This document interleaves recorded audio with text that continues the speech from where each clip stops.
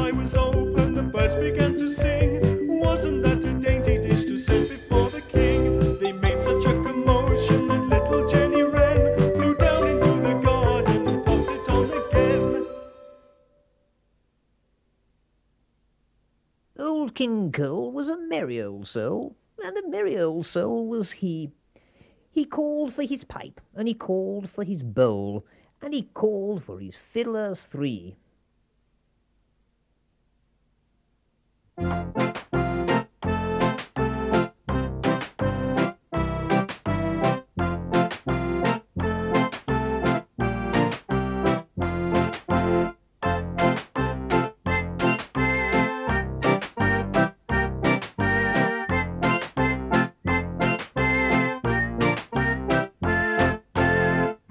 Shafter's gone to sea, silver buckles on his knee. He'll come back and marry me, bonny Bobby Shafter. Bobby Shafter's bright and fair, combing down his yellow hair. He's my love forevermore, bonny Bobby Shafter.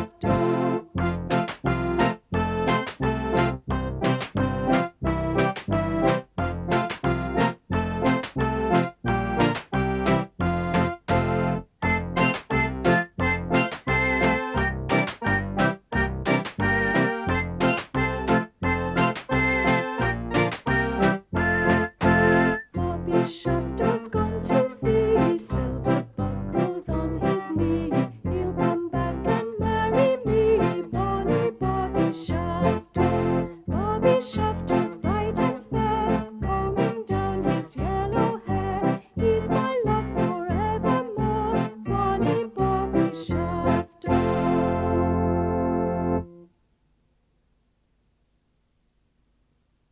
Hands clap, fingers wriggle, arms wave, thumbs wiggle, toes waggle, heels thump, legs run, feet jump. Ride a cock horse to Banbury Cross, to see a fine lady upon a white horse. Rings on her fingers and bells on her toes, and she shall have music wherever she goes.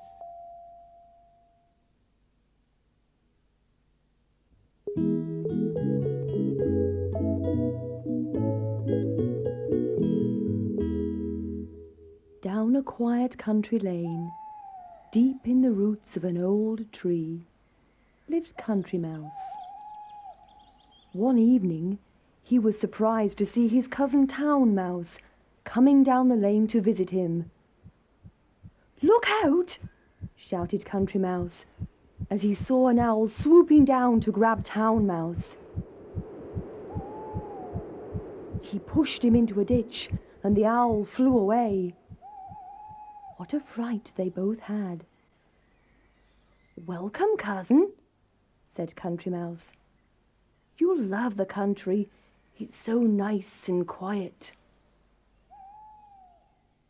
After a while, Country Mouse made a big supper, but Town Mouse did not like the thick mugs and plates or the plain food.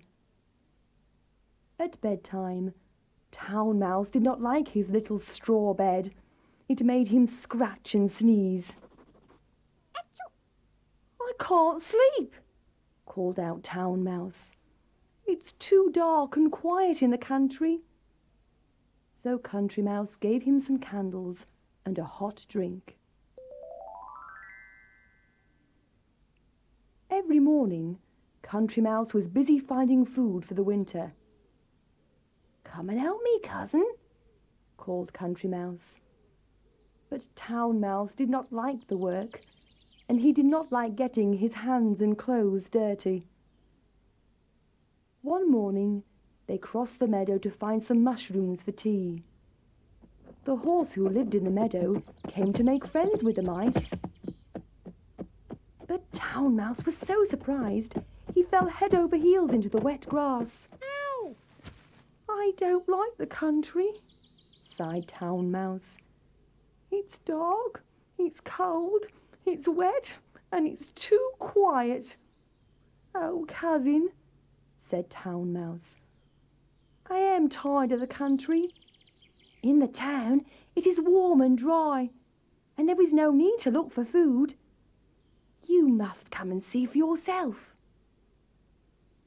Later that day, Town Mouse saw the family at the end of the lane getting into the car to go to town. Bye-bye. "Come on, Country Mouse," he yelled. "Let's go."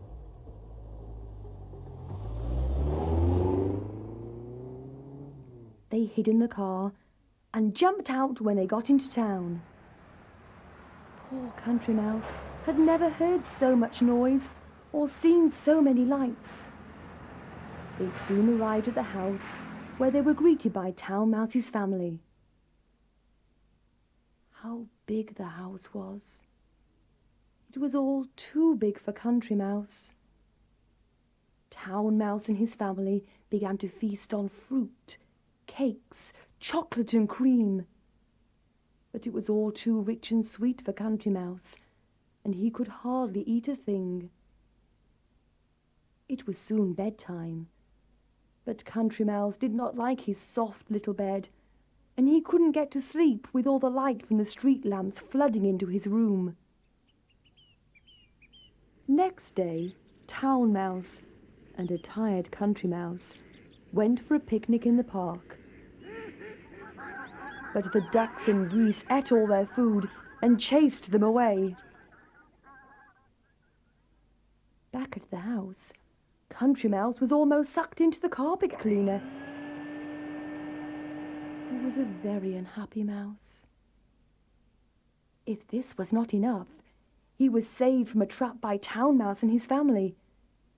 But they were seen by the cat and had to run for their lives back to the hole in the wall.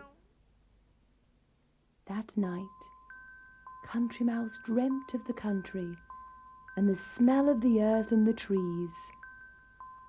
How he wished that he was back at home.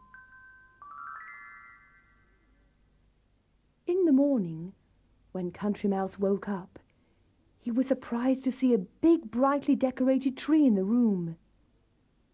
It was Christmas, and there were lots of parcels under the tree.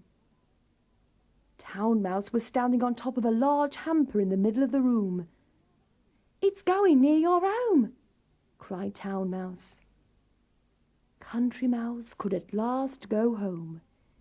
He said goodbye to his cousin and crawled into the hamper just as it was being put into the van. Country Mouse jumped out of the van as it passed the lane where he lived. Suddenly he heard the church bells ringing. It was Christmas Eve. Country Mouse ran to the church. He knew all his country friends would be there to sing carols. "Come, Country Mouse," said the smallest mouse. "You can spend all Christmas telling us all your great adventures." Country Mouse smiled. All he wanted to do was forget.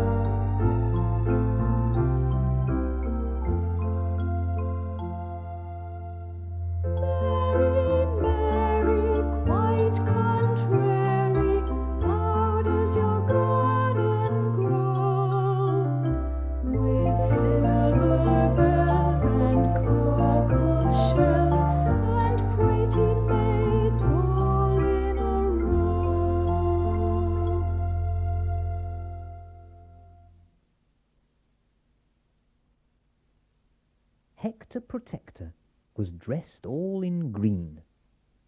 Hector Protector was sent to the Queen. The Queen did not like him, no more did the King, so Hector Protector was sent back again. Ring-a-roses, a pocket full of posies, a tissue, we all fall down.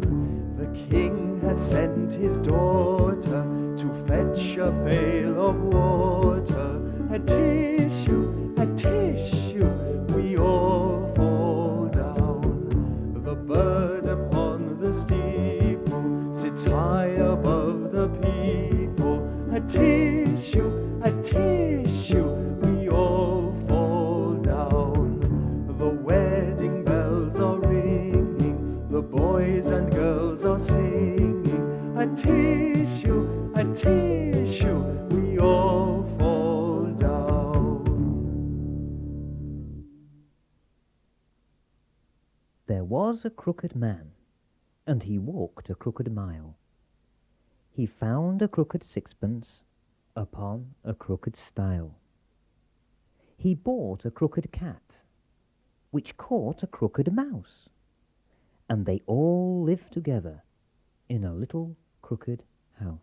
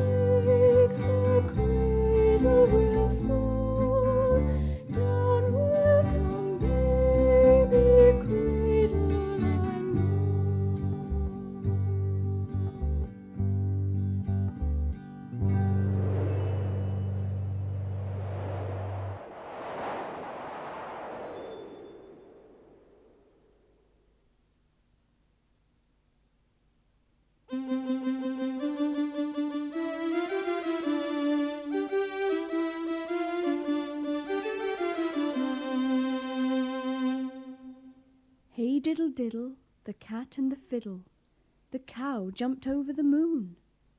The little dog laughed to see such sport, and the dish ran away with the spoon.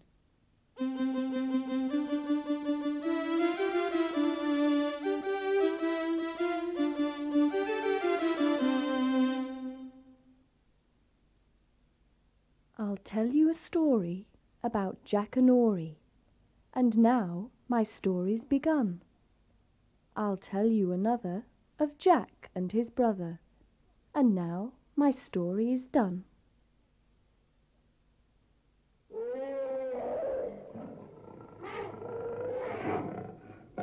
The animals went in two by two, hurrah, hurrah. The animals went in two by two, hurrah, hurrah. The animals went in two by two, the elephant and the kangaroo, and they all went into the ark for to get out of the rain. The animals went in three by three, hurrah, hurrah. The animals went in three by three, hurrah, hurrah. The animals went in three by three, the wasp, the ant, and the bumblebee, and they all went into the ark for to get out of the rain. The animals went in four by four, hurrah.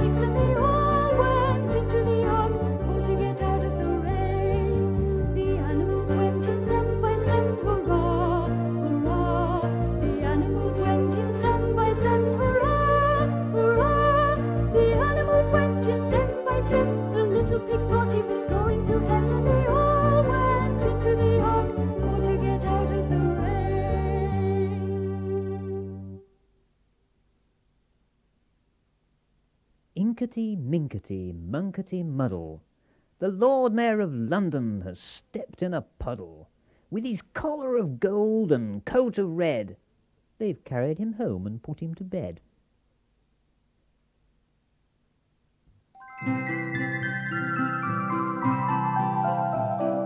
Twinkle, twinkle, little star, how I wonder what you are. Up above the world so high, like a diamond in the sky. Twinkle, twinkle, little star, how I wonder what you are. When the blazing sun is gone, when he nothing shines upon, then you show your little light. Twinkle, twinkle all the night. Twinkle, twinkle, little star, how I wonder what you are. Then the traveler in the dark thanks you for your tiny spark. Could he see which way to go if you did not twinkle so? Twinkle, twinkle, little star, how I wonder what you are. In the dark blue sky you keep, while you through my curtains peep, and you never shut your eye till the sun is in the sky.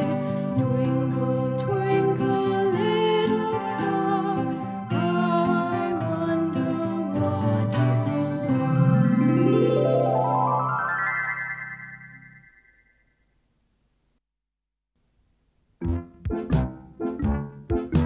Jack and Jill went up the hill to fetch a pail of water. Jack fell down and broke his crown, and Jill came tumbling after.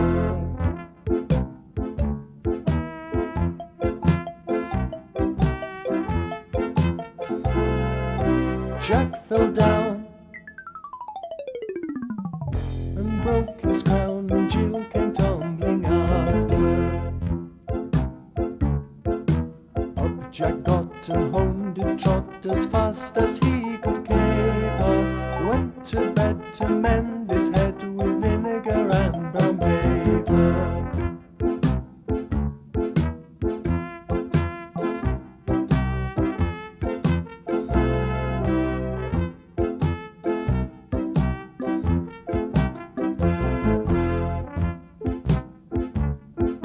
Jill came in, how she did grin to see Jack's paper plaster.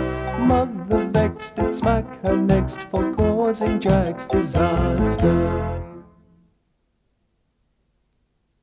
There was a small girl called Maggie, whose dog was enormous and shaggy. The front end of him looked vicious and grim, but the tail end was friendly and waggy.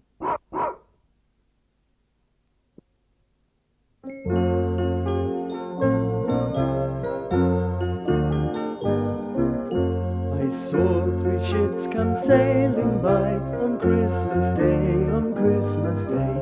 I saw 3 ships come sailing by on Christmas Day in the morning.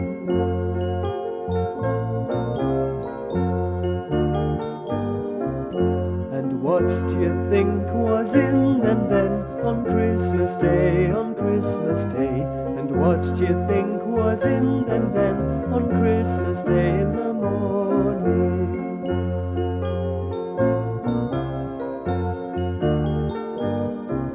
Three pretty girls were in them then on Christmas Day, on Christmas Day. Three pretty girls were in them then on Christmas Day in the morning.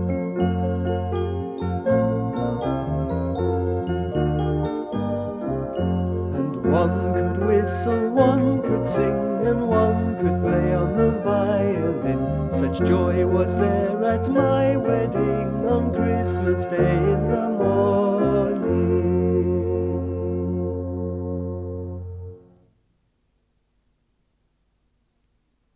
Clap your hands, 1, 2, 3. Place them down upon your knee. Nod your head once and twice. Keep as quiet as little mice. 5 plump peas in a pea pod pressed. 1 grew, 2 grew, and so did all the rest. They grew and grew and grew and grew and grew and never stopped till they grew so plump and portly that the pea pod popped.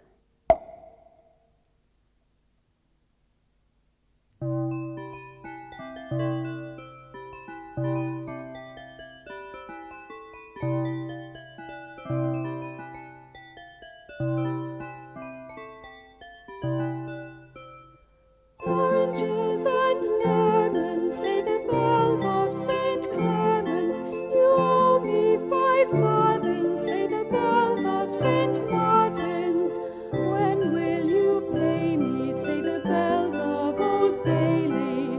When I grow rich, say the bells of Shoreditch.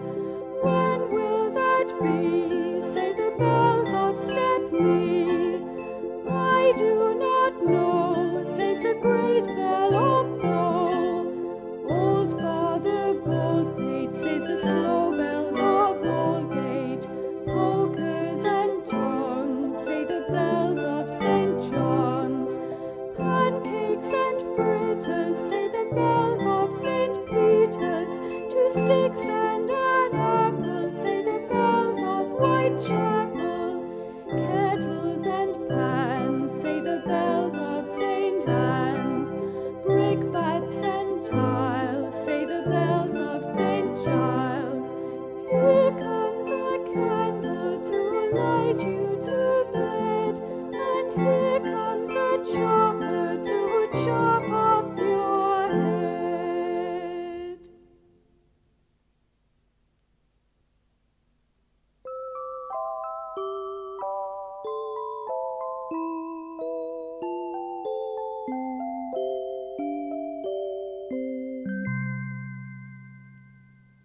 Once upon a time, there was a shoemaker and his wife. The shoemaker worked hard, but he was very poor, and each day he and his wife became poorer and poorer. It was not very long before the shoemaker could only afford 1 piece of leather to make 1 pair of shoes. That evening, he cut out the pair of shoes from the leather and left them on his bench to stitch the next morning. The shoemaker and his wife were very sad, for they knew that they would soon be penniless. Early the next morning, the shoemaker went into his workshop to stitch the leather that he had cut. To his surprise, however, there on the bench was a pair of shoes, already made and perfectly stitched. The shoemaker picked them up and ran to show his wife, who said, "Who has made such a perfect pair of shoes?" But neither he nor his wife had any idea who had made them. The very same day, the shoemaker sold the shoes to a lady. She was so overjoyed with their quality that she paid the shoemaker twice the usual price. With this money, the shoemaker was able to buy enough leather for 2 pairs of shoes, which he cut out that night, all ready for him to stitch in the morning. Early the next morning, the shoemaker went into his workshop to stitch the leather that he had cut. But on the bench were 2 pairs of shoes, beautifully made, with not a stitch out of place. The same day, a man came to the shop to try on some shoes. When he saw those 2 perfect pairs of shoes, he was so pleased that he bought them immediately and paid the shoemaker twice the usual price. And so it went on. 4 pairs, 8 pairs, 16 pairs, all perfectly made, whilst the shoemaker and his wife were asleep. The shoemaker soon became famous for his beautiful shoes, and he and his wife grew to be very rich. Yet they still had no idea who had made the shoes for them. So, one evening, after the shoemaker had finished cutting the shoes, he and his wife decided to stay up and see who it was who helped them. They hid themselves in a corner of the workshop behind a long curtain, lit a candle, and then waited quietly to see what would happen. Just as the clock struck 12, the door of the shop opened with a creak, and in came 2 tiny elves. They were dressed in old tatty clothes, and their feet were bare. They were unaware that they were being watched by the shoemaker and his wife. The elves began making the shoes that were cut out. They worked so hard and so quickly that they had soon finished. Then they ran quickly away. The next morning, the shoemaker asked his wife, "How can we thank these little elves for helping us to be so rich and happy?" "Why don't we make some clothes for them?" said his wife. "Their clothes are old, and they haven't any shoes." The shoemaker and his wife both agreed that this was a good idea, and in the evenings that followed, they began to make the elves some new clothes. The shoemaker chose the softest leather that he could find to make some little shoes, whilst his wife made 2 little white shirts, 2 green jackets, and 2 pairs of trousers to match. As a final thought, she also made 2 little caps and knitted 2 pairs of white socks. It was Christmas Eve when the clothes were finished. The shoemaker and his wife laid the clothes out on the workbench and then hid themselves, as they had done before, and waited for the elves to come. As usual, on the stroke of 12, the door opened with a creak, and in ran the little elves, ready to begin their work. But there were no shoes to make, for there were only the beautiful little clothes laid out on the bench. The elves couldn't believe their luck. They chatted and laughed as they quickly changed into their new clothes, and before long they were ready. They joined hands and danced around the room, finally dancing happily out of the door.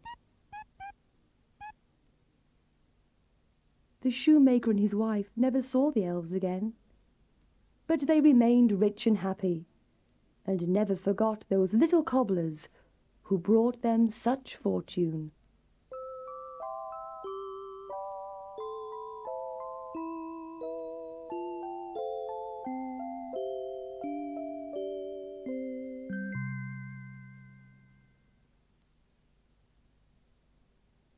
Black sheep, have you any wool? Yes, sir, 3 bags full. 1 for the master, and 1 for the dame, and 1 for the little boy who lives down the lane.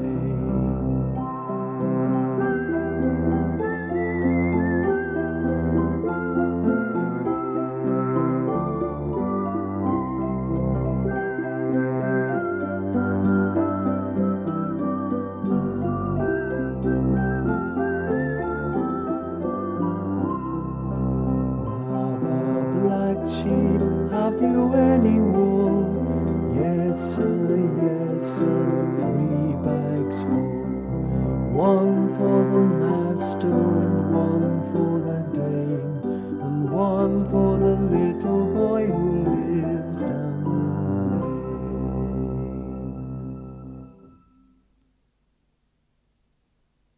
Through the teeth, past the gums. Look out, stomach, here it comes. I went to the cupboard, and And what did I see?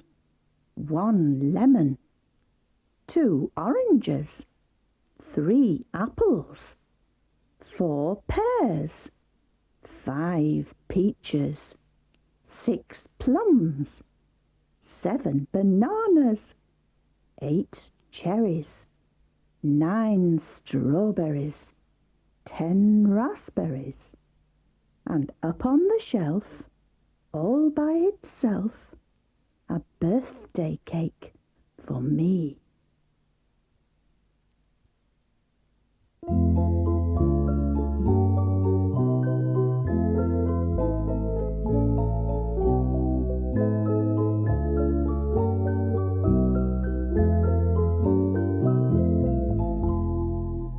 Little Bo Peep has lost a sheep and doesn't know where to find them. Leave them alone and they'll come home and bring their tails behind them.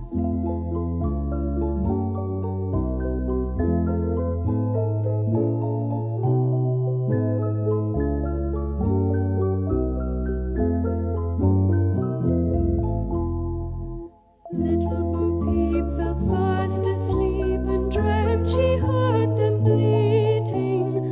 When she awoke, she found it a joke, for they were still all fleeting.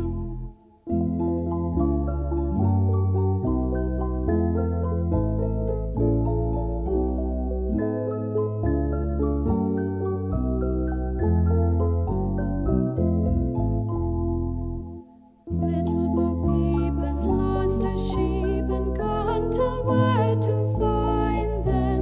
Leave them alone and they'll come home and bring their tails behind them.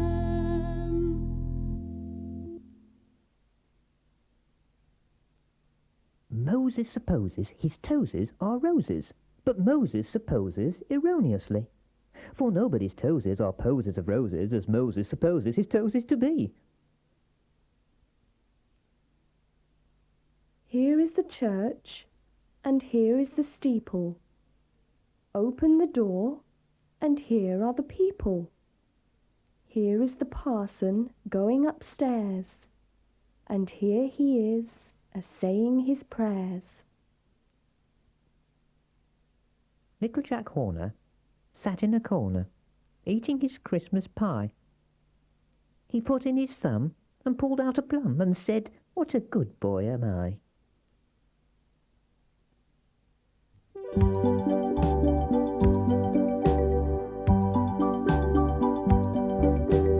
Here we go round the mulberry bush, the mulberry bush, the mulberry bush. Here we go round the mulberry bush on a cold and frosty morning.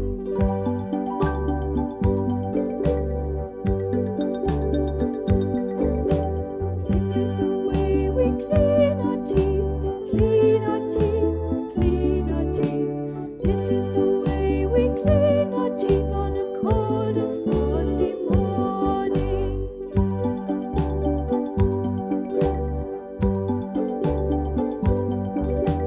This is the way we wash our hands, wash our hands, wash our hands. This is the way we wash our hands on a cold and frosty morning.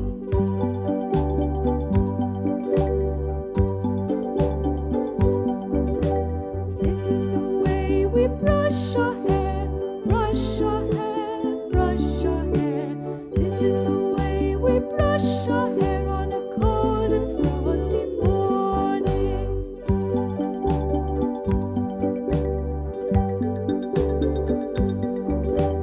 This is the way we clean our shoes, clean our shoes, clean our shoes.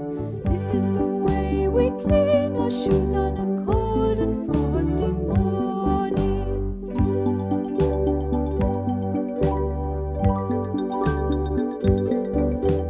This is the way we chase the dog, chase the